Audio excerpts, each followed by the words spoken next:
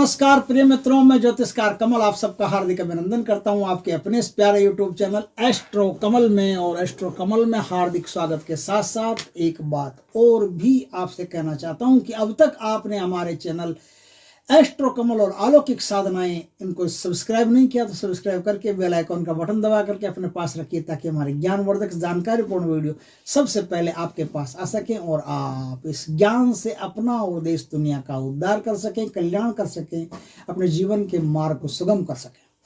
दोस्तों, आज मैं आपको एक ऐसी साधना बताता हूँ, ये करने की नहीं है, सुनने की है, मनोरंजन की है। बस आप ये जान लीजिए कि भारत में ऐसी साधनाएं होती थी और कभी कभार जब ऐसा लगे कि करना ही है, अब कोई ऑप्शन ही नहीं है, क्योंकि सामने इतना नीच कोटि का इंसान है कि उसका कोई इलाज हो ही नहीं सकता। न तो पुलिस से हो सकता है, न थाने से, न कोर्ट से, कचहरी से, कैसे भी उसका कोई इलाज नहीं हो सकता। ऐसे दुष्ट को तो बस कर देना है, उसका काम क्रियाक्रम कर देना ही सब कुछ है, तो बस तो कर देना। क्या होता है, कभी कभी जिंदगी में ऐसे दुष्ट लोग पैदा हो जाते हैं जिनके पास बहुत बाहुबल होता है, पावरफुल होते हैं। तो वो क्या करते हैं कि अच्छे होते हैं तो अच्छा ही करते हैं, बुरे होते हैं तो बुरा ही करते हैं। तो बुरे लोग जब पावरफुल हो जाते हैं तो वो किसी को ढंग से जीने नहीं देते, दूसरों के जीवन को जहर बना करके रख देते हैं, नरक बना करके रख देते हैं। तो ऐसे लोगों को उनके घर में प्रेत शक्ति को भेज करके तांडव मचा देने की एक ऐसी साधना आज मैं लाया हूं आपके सामने कि इस शक्ति का आपने उपयोग कर लिया तो दुश्मन के घर में प्रेतात्माएं घुस जाएगी, और ऐसी शक्तिशाली प्रेतात्मा घुसेगी कि किसी भी ओझा गुणिया तांत्रिक मांत्रिक से निकलेगी नहीं इतनी आसानी से। क्योंकि शक्तियों का नियम होता है, दो स्थिति में शक्तियां बड़ी मुश्किल से वापस निकलती है।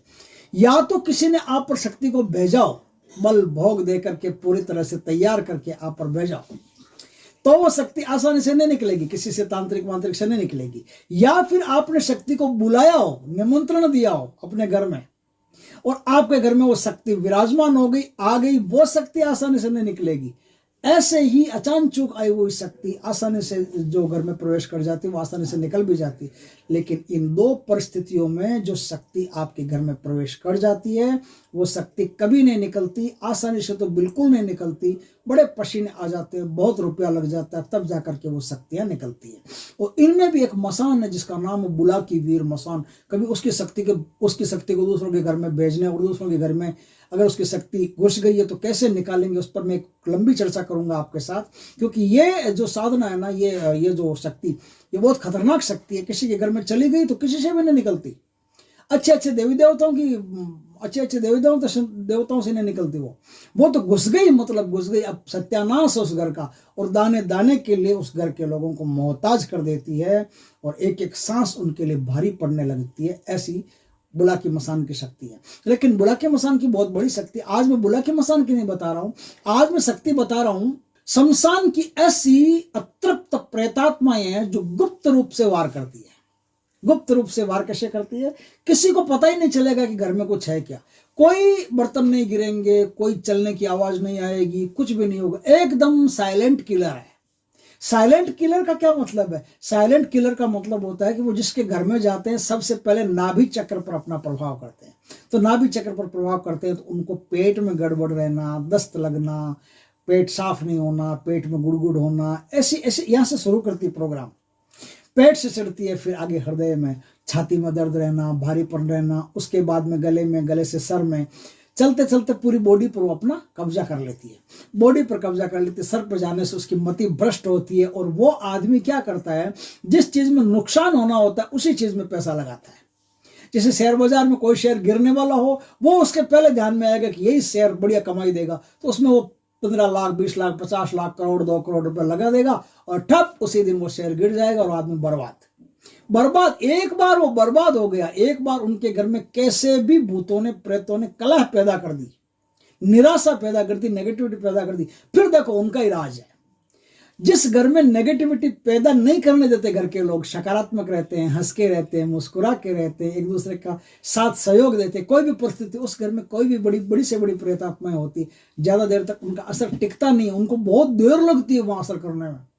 लेकिन एक बार जिनके घर में इस प्रकार की स्थिति पैदा होगी, फिर जूठे बर्तन रहेंगे, नेतृत्व दिशा में जूठे बर्तन रहेंगे, फिर बहुत सारी कलाकारियां उसके घर में ऐसी रहेगी जिससे नेगेटिविटी, नकारात्मक ऊर्जा उसके घर में बढ़ती चली जाएगी, बढ़ती चली जाएगी, बढ़ती चली जाएगी।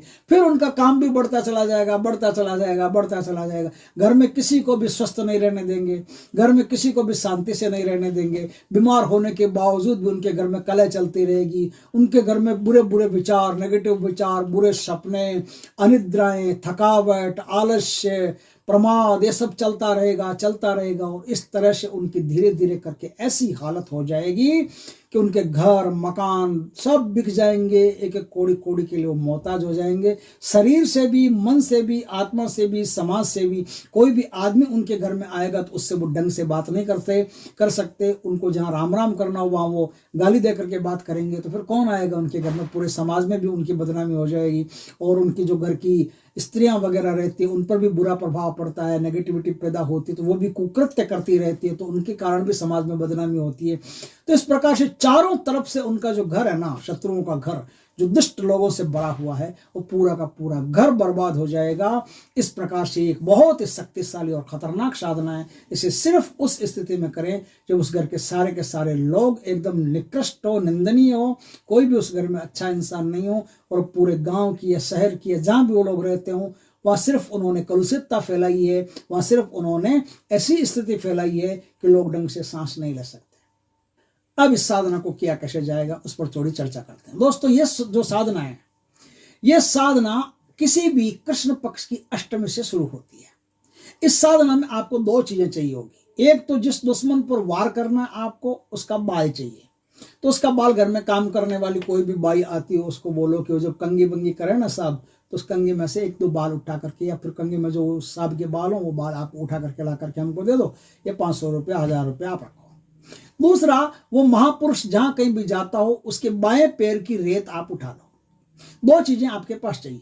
अब देखिए, बाएं पैर की रेत से क्या करना है और बाल से क्या करना है। आपको नीम की 4 अंगुल लकड़ी चाहिए। 4 अंगुल, आपके जो 4 अंगुल होते हैं, 1 2 3 4, 4 अंगुल होते हैं। इन 4 अंगुल को नाप ले लीजिए, कितना ही नापो, इतनी सी नीम की लकड़ी चाहिए।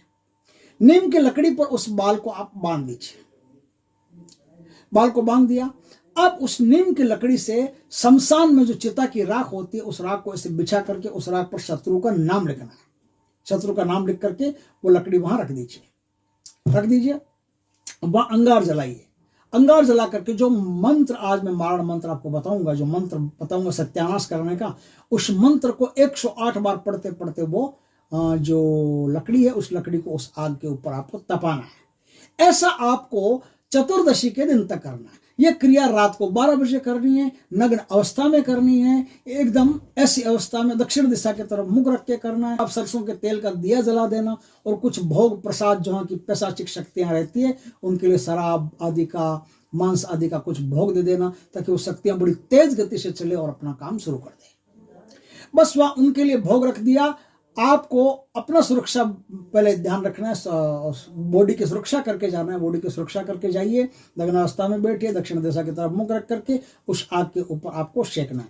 दूसरा काम क्या करना है? दूसरा काम करना है कि वो जो पैर की मिट्टी आप लाए थे, उस पैर की मिट्टी में किसी नए मरे हुए कोई व्यक्ति हो, एक्सीडेंट में मरा हो तो सबसे बढ़िया रहता है, उसकी चिता की भस्म लाना है। उसकी चिता की भस्म, उसके पैर की मिट्टी, इन दोनों को मिला करके आप अपनी मध्यमा उंगली होती है ना, तर्जनी मध्यमा, ये जो मध्यमा उंगली, शनि की उंगली बोलते हैं उसको, मिडिल फिंगर, इस मिडिल फिंगर में से थोड़ा सा 4-5 बूंद खून निकालना है, पिन चुबा करके।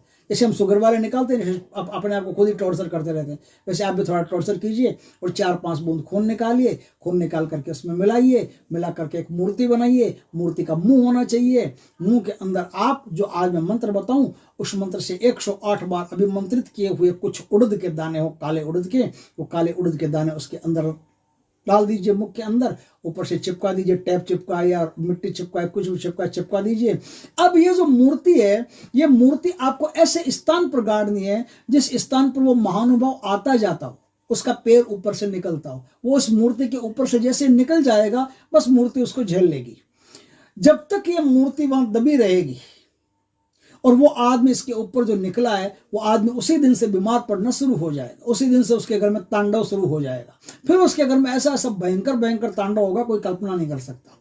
तो आपको ये दो काम करने हैं। एक तो क्या मैंने बताया कि जो नीम की लकड़ी है उसको इस तरह से 8 दिन तक तपाना है, तपा करके उसी शमशान की रेत में उसको गाड़ देना है नीचे। जब तक ये नीम की लकड़ी गड़ी रहेगी, जब तक ये मूर्ति गड़ी रहेगी, तब तक उसको उस तांडव से कोई नहीं बचा सकता, उसका घर बर्बाद होने से कोई नहीं बचा सकता। लेकिन आप अगर बचाना चाहते हो तो मूर्ति को निकाल लेना, मूर्ति के मुंह से उड़द निकाल लेना, वो जो लकड़ी है उसको निकाल लेना, और इस सब को ले जा करके किसी ठंडे पानी में विसर्जित कर देना। उसी दिन से वो ठीक होना शुरू हो जाएंगे, उनका घर वापस ठीक होना शुरू हो जाएगा।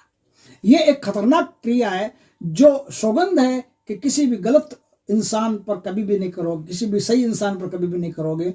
गलत विचारों के कारण, दुश्मनी के कारण इस प्रकार से कभी नहीं करोगे। जो वास्तव में समाज का द्रोही हो, ऐसे लोगों पर इस क्रिया को करना है आपको। ये मैं आपको बंदिश करके, कसम दिला करके यह मंत्र आज आपको मैं बता रहा हूं। इस मंत्र का उपयोग यदि किसी सज्जन पे किया या दुश्मनी के भाव से, सिर्फ दुश्मनी के भाव से किया, तो उसका जिम्मेदार साधक खुद होगा, उसी पे शक्ति आके गिरेगी। क्योंकि हमने यहाँ से और हमारे पीछे से हमारे गुरुओं ने जहां से बताया है, उन सब ने बंधन लगा करके इस मंत्र को दिया है। दोस्तों, मंत्र इस प्रकार से ध्यान रखें। ओम नमो काल संहाराय अमुक हन हन क्रिम हुम फट स्वाह। यह मंत्र है।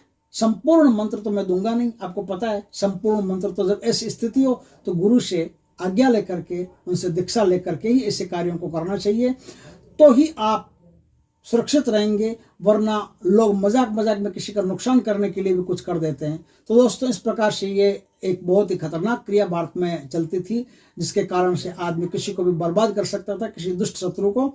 तो वीडियो अच्छा लगे तो लाइक करना, कमेंट करना, शेयर करना। पहली बार हमारे चैनल पर आए, चैनल को सब्सक्राइब करना, पास में जो बेल आइकन का बटन दबा देना, ताकि हमारे ज्ञानवर्धक जानकारीपूर्ण वीडियो सबसे पहले आपके पास आ सके। जय श्री कृष्ण दोस्तों।